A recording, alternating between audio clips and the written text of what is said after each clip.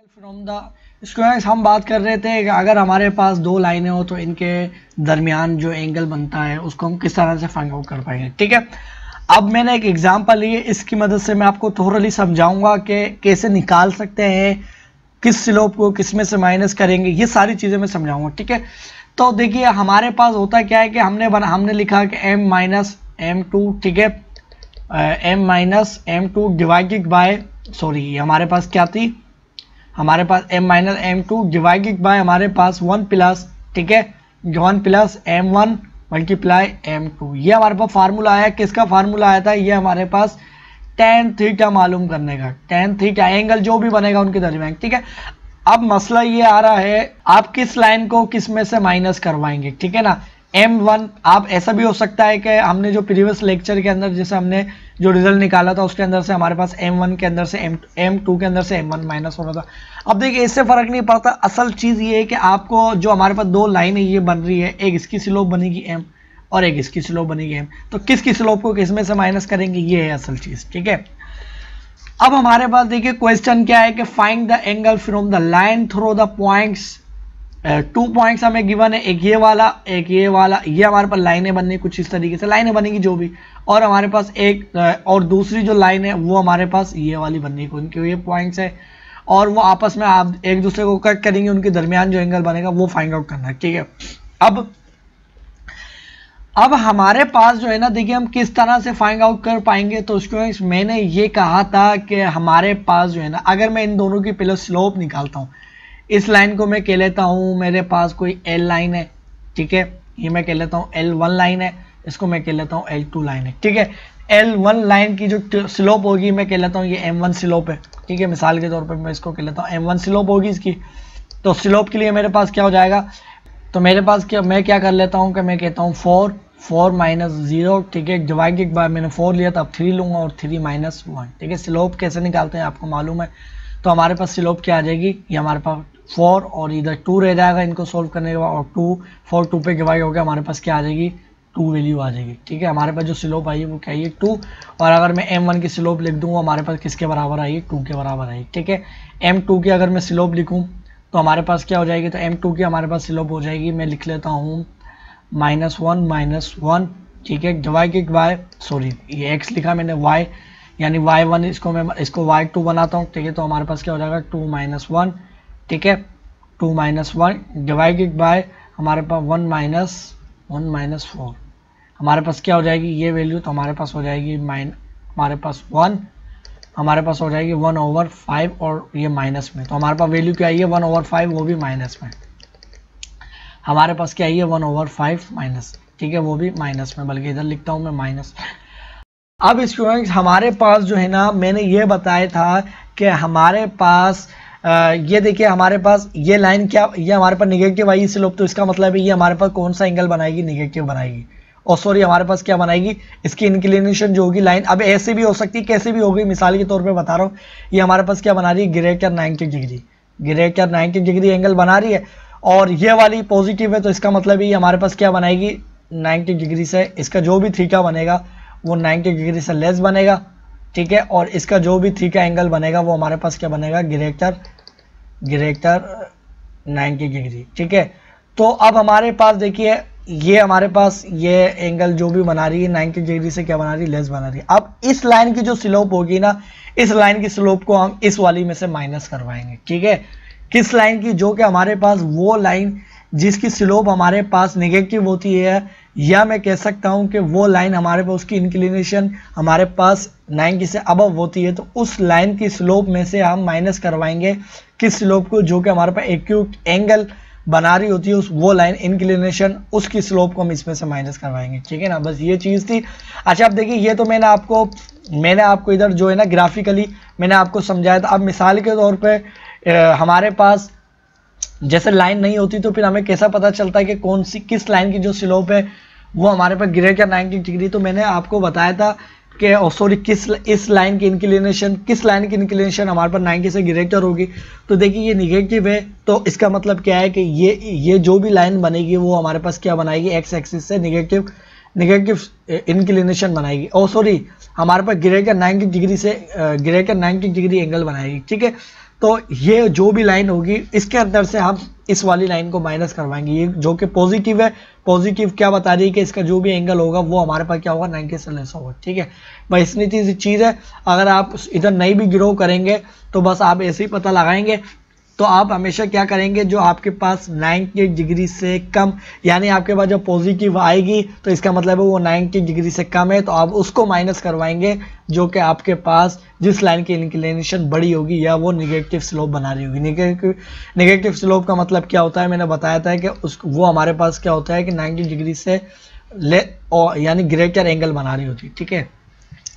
अब हमारे पास क्या हो गया, दोनों की स्लोप आ गई है। अब किसकी स्लोप को किस में से माइनस करवाएंगे, तो हम क्या कहते हैं M2 के अंदर से M1 माइनस करवाएंगे, ठीक है ना। अब मेरे पास क्या हो जाएगा, ये M2 इसको M1 कर लेता हूँ, ठीक है।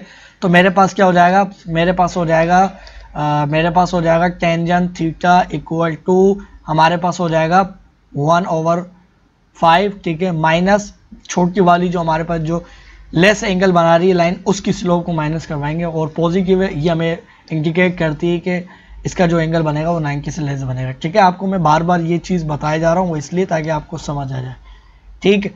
और डिवाइडेड बाय हमारे पास जो फार्मूले के तहत मैंने लिखा, और हमारे पास अब दोनों हमारे पास ये प्लस, अब दोनों हमारे पास स्लोप की होंगी मल्टीप्लाई होंगी, यानी अब मैं किसी को भी पहले लिख लूँ या बाद में लिख लूँ बात एक ही, ठीक है। अब हमारे पास क्या हो जाएगी वैल्यू थीटा, और हमारे पास क्या हो जाएगी, हमारे पास हो जाएगी, देखिए 5 नीचे भी लेके आऊँगा और ऊपर भी लेके आऊँगा सेम बनाने के लिए। इधर मल्टीप्लाई हो रहा तो हमारे पास क्या हो जाएगा -1, और हमारे पास माइनस ये क्या हो जाएगा 10 और डिवाइडेड बाय 5, ठीक है। और होल डिवाइड हमारे पास क्या हो रहा है, देखिए हमारे पास ये हो जाएगी 1, और हमारे पास ये 2 -1 से मल्टीप्लाई होगा क्या हो जाएगा माइनस, और ये प्लस साइन माइनस से मल्टीप्लाई होकर माइनस हो जाएगा, तो -2, और हमारे पास नीचे क्या आएगा 5। अब 5 इधर भी लेके आऊँगा और 5 ऊपर भी, तो हमारे पास ये क्या वैल्यू हो जाएगी, तो हमारे पास ये वैल्यू हो जाएगी हमारे पास tan थीटा, ठीक है। और हमारे पास ये 11 डिवाइड बाय 5, और हमारे पास क्या हो जाएगी होल डिवाइड हमारे पास क्या हो जाएगी ये 3, और हमारे पास 5, और ये 5 कैंसिल होगा, ठीक है। और तो आपके पास ये tan थीटा की जो वैल्यू आ जाएगी क्या आ जाएगी, tan theta is equal to -1/3। तो tan थीटा जो आया हमारे पास वो क्या आया, tan theta is equal to -11/3, ठीक है। अब देखिए इस चीज़ को मैं पहले क्या करता हूँ, इरेज करता हूँ। ये मैंने सॉल्व कर लिया, ठीक है ना, बड़ी अगड़म सगड़म हो गई है ये मेरे पास, मैंने इसको इरेज किया। अब हमारे पास देखिए ये क्या है, बेसिकली इसको मैं लिख सकता हूँ m हमारे पास ये कोई स्लोप आई है, ठीक है। हमारे पास ये स्लोप आई है और हमारे पास क्या है 1/3। अब देखिए हमारे पास बेसिकली 10 लिख लूँ या ऐसे लिख लूँ, हमारे पास क्या है ये स्लोप के बराबर ही होता है। ये मैंने बताया था आपको स्लोप के बराबर होता है, और मैंने कहा था कि अगर हमारे पास ये अगर मैं इसको स्लोप कंसीडर करूँ तो हमारे पास ये जिसकी जो भी वैल्यू आई है अगर वो माइनस में, जैसे मैंने इधर बताया था ये माइनस में, तो इसका मतलब है ये जो भी एंगल बनाएगी, देखिए ट्रिग्नोमेट्री अभी भूल जाइए, ट्रिग्नोमेट्री का अभी मैं नहीं कह रहा, ठीक है ना। अभी हमारे पास क्या है स्लोप भी है, ठीक है। तो इसका मतलब है हमारे पास क्या है निगेटिव आई है। अब इसका जो भी थीटा एंगल बनेगा वो हमारे पास क्या होगा ग्रेटर 90 डिग्री, ठीक है। अब जरा कैलकुलेटर से हम इसकी एक्चुअल वैल्यू फाइंड आउट करते हैं कि हमारे पास एंगल बनेगा क्या, ठीक है। तो अब देखिए स्टूडेंट्स हमारे पास क्या होगा -11, ठीक है, और डिवाइडेड बाय 3, ठीक है। अब इसका मैं इन्वर्स लूँगा डायरेक्टली, मैंने इधर इन्वर्स लिखा नहीं है, मैं डायरेक्टली ले रहा हूँ।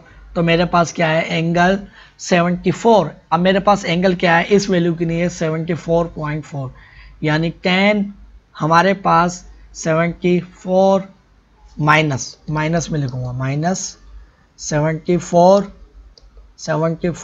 इधर लिखता हूँ 74.74 और इक्वल टू अप्रोक्सीमेटली, अब मैं करूँगा इसको अप्रोक्सीमेटली। अब ये ज़ाहिर इक्वल नहीं होगा, ये कुछ आगे तक वैल्यू बननी थी इस एंगल की, ठीक है ना। मैंने इसको राउंड ऑफ कर लिया है, तो जब इसको अप्रोक्सीमेटली मैं कर रहा हूँ, ठीक है ना, इसको अप्रोक्सीमेटली कह रहा हूँ, यानी हमारे पास करीब करीब है, तो हमारे पास ये हो जाएगी -1/3, ठीक है। अब मैंने तो कहा था ये तो एंगल 90 से ग्रेटर होगा, ये कैसे, तो 90 से ग्रेटर ही होगा, ये बात ठीक है ना। ये हमें कैसे पता चला, with the help of slope, ठीक है। अब इसने हमारे पास क्या हुआ कि इसने हमें इन्वर्स लिया, तो इसने हमें -74 डिग्री दी। तो मैंने ये बताया था कि अगर आपने चैप्टर नंबर 11 और चैप्टर क्लास 11 के अंदर हमने ट्रिग्नोमेट्रिक के इन्वर्स पढ़े थे, उसके अंदर मैंने ये चीज़ बताई थी आपको कि हमारे पास इन्वर्स की जो डोमेन होती है वो क्या होती है और रेंज जो होती है वो एंगल होती है। अभी हमारे पास क्या है, एंगल ही है ना जो रेंज में आया है,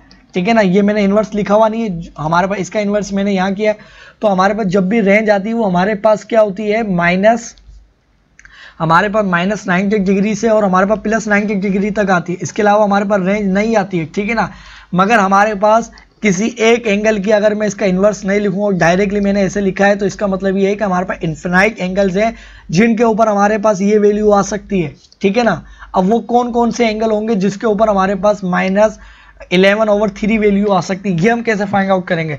तो अगर मैं एक यूनिक सर्कल बनाऊं या मैं सिर्फ रेक्टेंगुलर सिस्टम बनाता हूं तो हमारे पास जो है ना, हमारे पास अगर देखिए मैं यूनिक सर्कल अगर इधर बना लेता हूं तो मेरे पास माइनस क्या है 74 डिग्री। तो 74 डिग्री मेरे पास कहाँ बनेगा, समथिंग यहाँ बनेगा, मिसाल के तौर पे यहाँ बनेगा, ठीक है। ये क्या बना, 74 डिग्री बन गया एंगल। अब हमारे पास क्या होता है, देखिए tan इधर क्या होता है हमारे पास, हमारे पास इसकी जो वैल्यू आई है वो क्या है, नेगेटिव में आई है, ठीक है। तो हमारे पास tan इधर पॉजिटिव होता है और इधर पॉजिटिव होता है, ठीक है। तो हमें क्या चाहिए, tan की नेगेटिव वैल्यू चाहिए, ठीक है ना। नेगेटिव लिखी हुई तो नेगेटिव वैल्यू चाहिए। और एंगल हमने ये हमारे पास क्लॉकवाइज एंटी क्लॉकवाइज चला है तो हमारे पास नेगेटिव में। तो अब हमारे पास अगर मैं इधर से ही अगर कोई ऐसी वैल्यू लूंगा ऐसे, तो हमारे पास क्या होगा, ये पॉजिटिव होगी वैल्यू।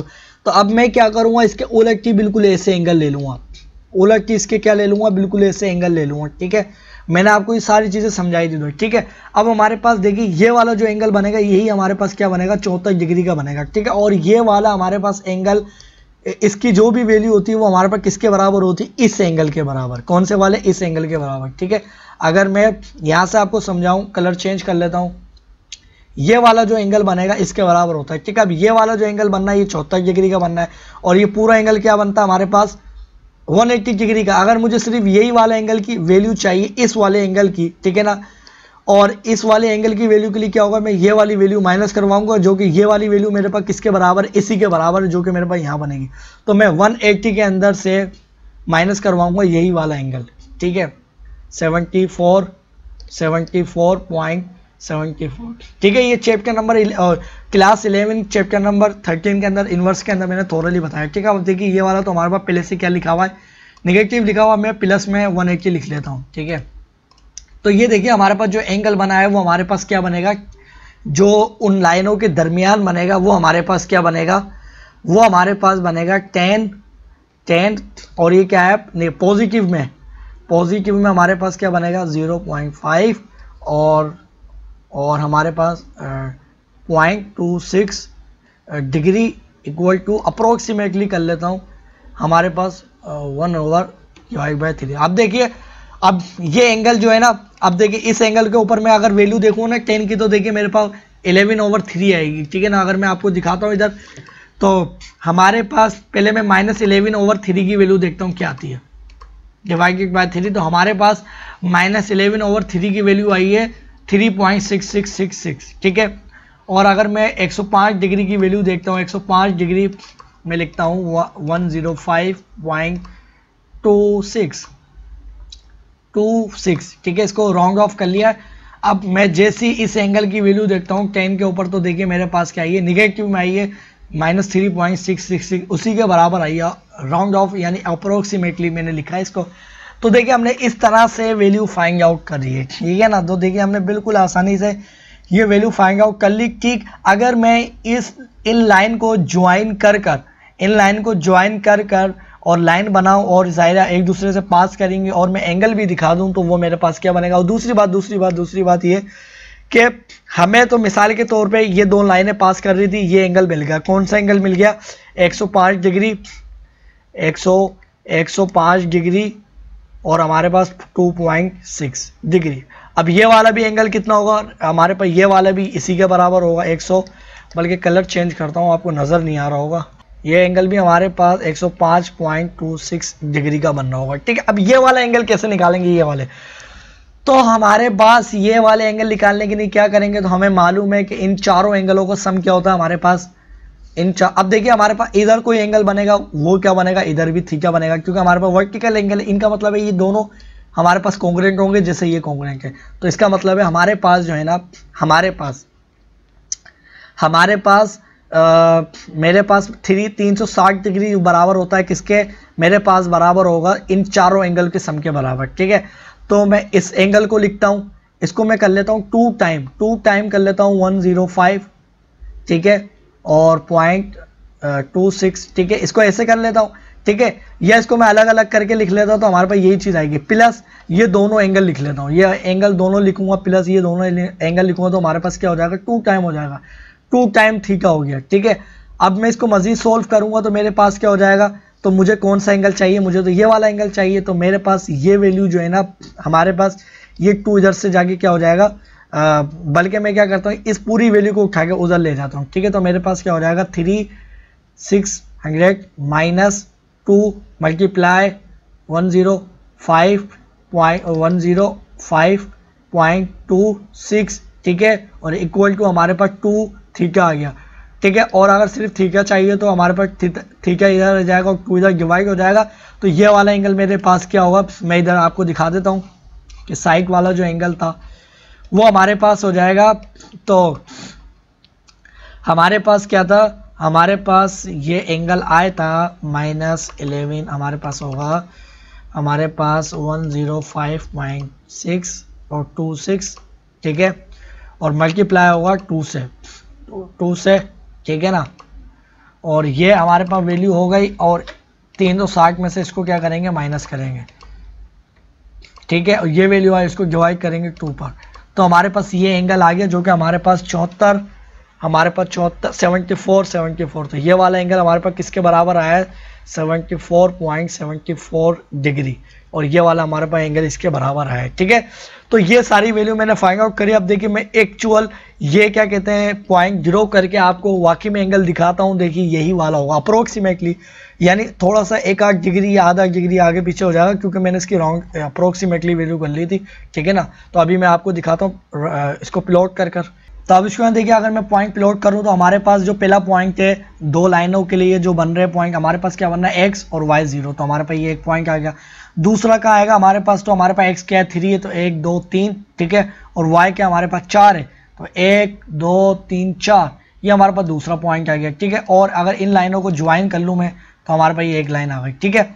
अब हमारे पास जो दूसरा पॉइंट था वो हमारे पास जो 2 लाइनों की नहीं बनना था, वो हमारे पास -1, तो -1 और हमारे पास +2, तो हमारे पास एक पॉइंट ये वाला आ गया, ठीक है। अब दूसरा जो पॉइंट आया इस लाइन का वो क्या होगा, +4 का होगा हमारे पास ये 3, ठीक है ना, 1 2 3 और ये 4, और y क्या है हमारे पास 1, तो हमारे पास ये आ गया, ठीक है। अब हमारे पास जो है ना, अगर मैं इन लाइनों को ज्वाइन करूँ तो मेरे पास ये दोनों लाइनें बन गई, ठीक है। अब एंगल क्या होगा, तो एंगल मुझे दिखाना है, तो इसको देखिए हमारे पास इनके जो दरमियान एंगल बनना था वो मैंने क्या कहा था कि हमारे पास कितना बनेगा। देखिए ये हमारे पास 105 डिग्री का बनना है, और अगर इसके 1-2 डेसिमल और मैं दिखा लूँ आपको, तो ये मैंने क्या कहा था 105 डिग्री और राउंड ऑफ करके 2.6, ठीक है। और ये हमारे पास क्या बना था 74 यानी 74.74, तो ये वाला भी देखिए एंगल इतना ही बनेगा, ठीक है। अगर इसको मैं एक डेसिमल और दिखा लूँ तो ये देखिए सही है ना 74.7, ठीक है ना, और 70 और एक और दिखा लूँ तो ये देखिए 74.7, ठीक है ना। तो बिल्कुल देखिए वही एंगल हमने निकाले हैं, और ये जब भी और आपको किस तरह से निकाले आपको बात समझ में आ गई होगी। अगर नहीं समझ में आई तो आप इस लेक्चर को दोबारा देखिए, फिर आपको आज सारी बात थोड़ी समझ में आएगी, ठीक है। अब हम बात करते हैं इसके अगले क्वेश्चन के ऊपर।